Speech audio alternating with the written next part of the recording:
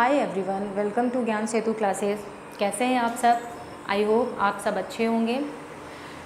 आज मैं आपके साथ वन वर्ड सब्स्टिट्यूशन की कुछ सीरीज कंप्लीट करने जा रही हूँ जो कि लेटर सी से रिलेटेड है।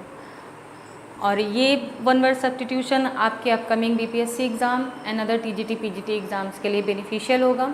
आई होप ये क्लास आपको अच्छी लगेगी। आइए देखते हैं। हमारा फर्स्ट वर्ड है a human who eats human flesh. एक ऐसा आदमी, या एनिमल्स भी बोल सकते हो आप, एक ऐसा आदमी जो आदमी का ही मांस खाना पसंद करता हो, जो आदमी का ही मांस या गोश्त को खाना पसंद करता होगा, उसे हम वन वर्ड में क्या बोलेंगे? उसे हम वन वर्ड में कैनिबल बोलेंगे।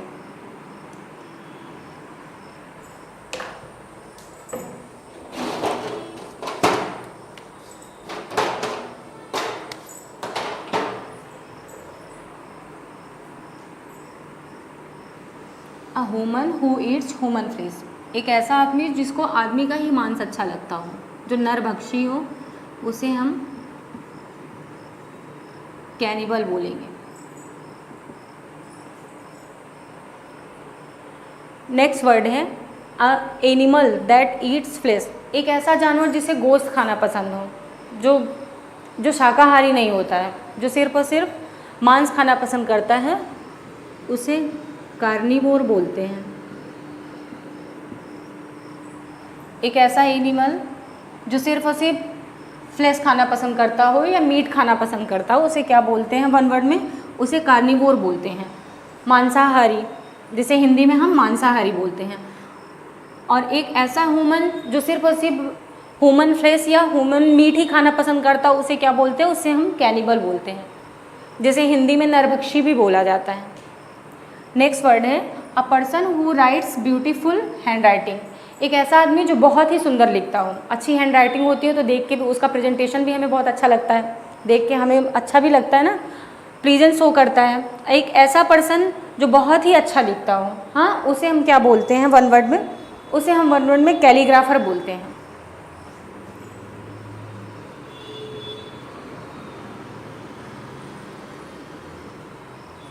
जहाँ भी ग्राफ से रिलेटेड चीज़ें आ जाती हैं उसका रिलेशन किससे होता है? उसका रिलेशन हमेशा लिखने से होता है।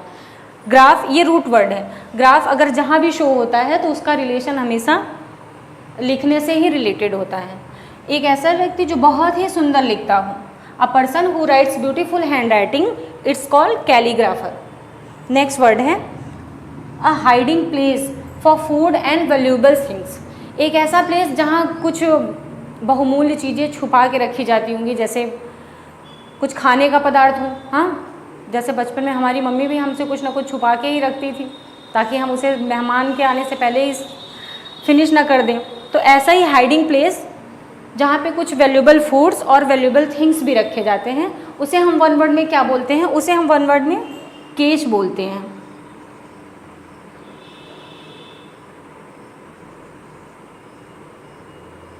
शो नहीं हो रहा है थी।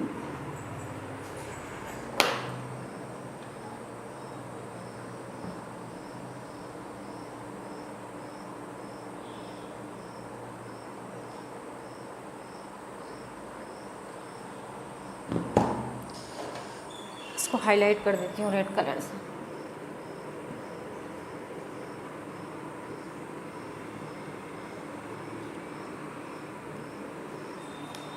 वहाँ नीचे दिखेगा नहीं ना, यहाँ लिख दे रही हूँ। चलिए फिर से देख लेते हैं। A human eats human flesh. एक ऐसा आदमी जिसे आदमी का मांस खाना पसंद हो, उसे हम वन वर्ड में कैनिबल बोलते हैं। Animals that eats flesh. एक ऐसा जानवर जिसे मांस या मीट पसंद हो, जिसे गोश्त पसंद हो, उसे हम वन वर्ड में कार्निवोर बोलते हैं। नेक्स्ट है अ person who writes beautiful hand writing. एक ऐसा पर्सन जो बहुत ही सुंदर लिखता हो, उसे हम वन वर्ड में कैलीग्राफर बोलते हैं। और ये इसका है a hiding place for food and valuable things. एक ऐसा प्लेस जहाँ पे फूड और कोई और वैल्यूएबल थिंग्स छुपा के रखी जाती होंगी। छुपाने के स्थान को हम क्या बोलते हैं? केश बोलते हैं। ये आपके कंप्यूटर से रिलेटेड भी है। केश मेमोरी के बारे में आप जानते ही होंगे। केश मेमोरी वो होता है जिसमें कुछ चीज़ें कुछ समय के लिए छुपी हुई होती हैं। तो ये हाइडिंग प्लेस के लिए वन वर्ड डिनोट होता है, इसे हम केश बोलते हैं। ये किसी फूड के लिए भी और किसी वैल्यूएबल थिंग्स के लिए भी इंपॉर्टेंट होता है, वहाँ चीज़ें छुपा के रखी जाती होंगी। आइए नेक्स्ट वर्ड देखते हैं।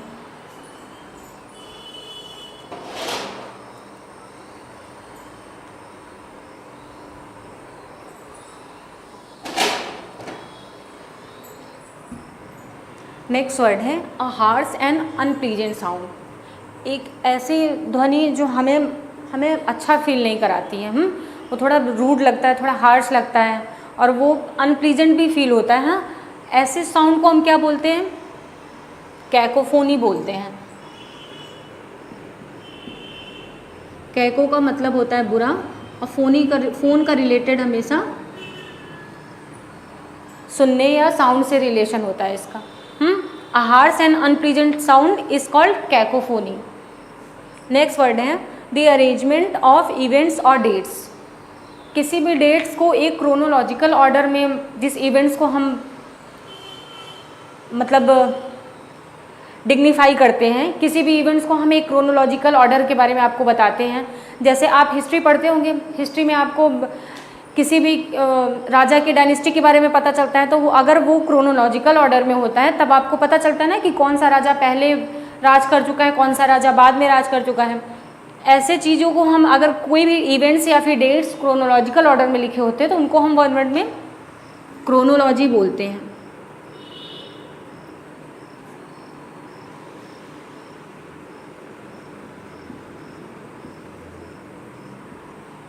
क्रोनोलॉजी, जिसे कालक्रम हिंदी में बोलते हैं। नेक्स्ट वर्ड है अ पर्सन हु ड्रॉज और प्रोड्यूसेस मैप, एक ऐसा आदमी जो मानचित्र बनाता हो या उसे प्रोड्यूस करता हो। आप घूमना सबको अच्छा लगता है, लेकिन घूमने के लिए रूट पता होना भी ज़रूरी है। उसके लिए हम जी मैप का सहारा लेते हैं ना।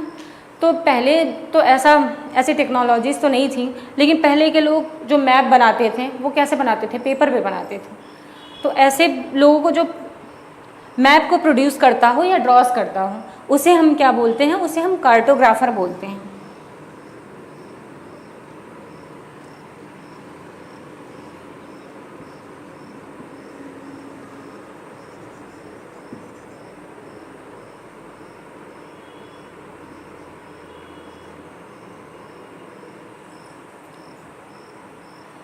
यहाँ पे नहीं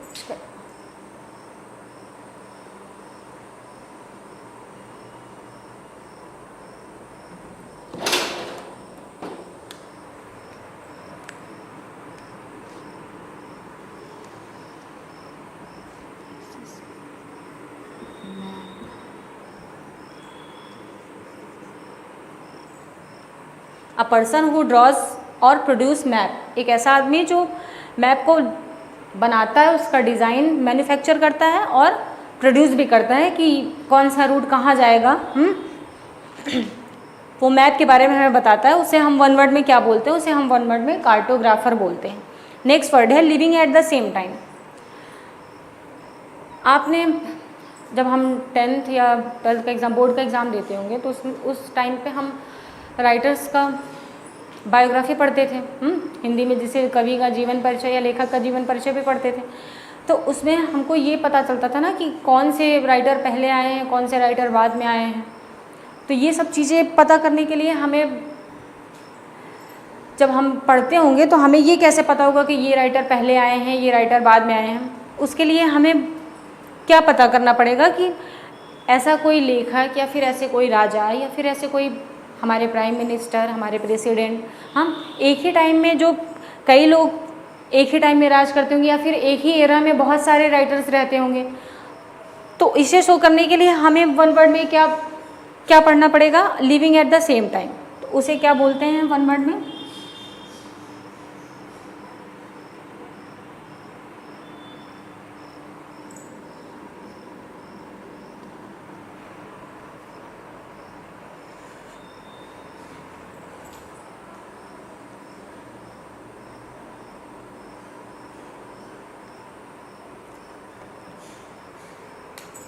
यहाँ शो नहीं होगा, इसको रेड पेन से यहाँ हाईलाइट कर।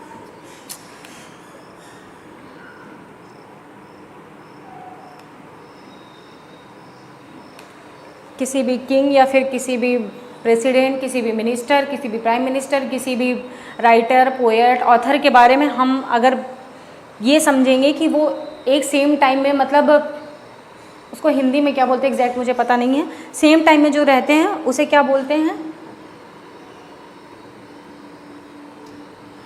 गलत क्यों हो जा रहा है?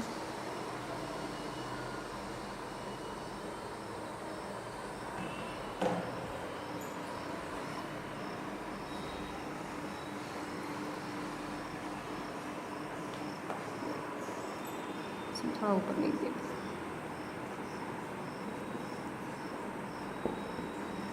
Living at the same time.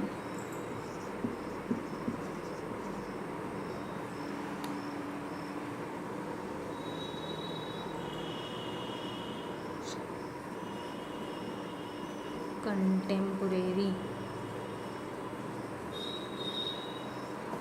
I think show हो रहा होगा।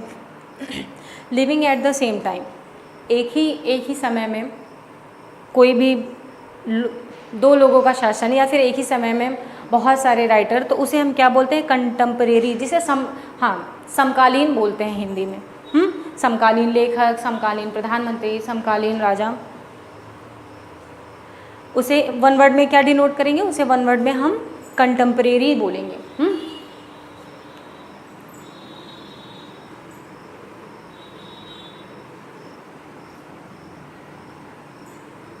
एक वर्ड और याद आ रहा है, वो भी आप लिख लीजिए। अ person who believes in self interest.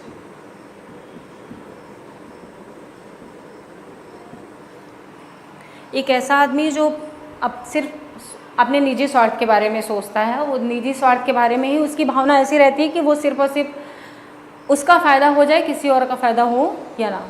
ऐसे पर्सन को हम वन वर्ड में सिनिक या साइनिक बोलते हैं। एक ऐसा पर्सन जो सेल्फ इंटरेस्ट में बिलीव करता हो, उसे हम वन वर्ड में सिनिक बोलते हैं। आई होप मेरा ये छोटा सा एफर्ट आपको अच्छा लगा हो। Thank you so much.